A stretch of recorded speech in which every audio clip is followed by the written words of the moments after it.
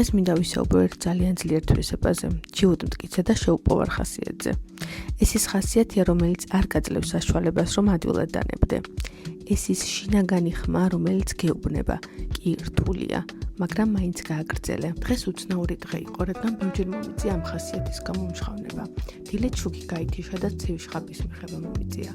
გარეთ დაკოჭული პერანგით გამოვედი, რადგან დაგეგმილი მქონდა, რომ ის ჩამეცვა. შემდეგ ოფისში მივედი და კამერები დამხვდა გადიშული.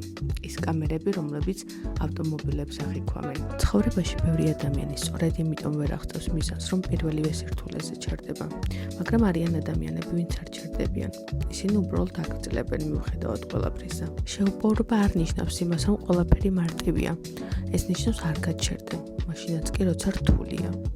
ჯიუტი და მტკიცე ხასიათი ზოგჯერ შეიძლება ცუდად აღიქმებოდეს, მაგრამ სწორად გამოყენების შემთხვევაში ის ხდება შენი ყველაზე ძლიერი იარაღი.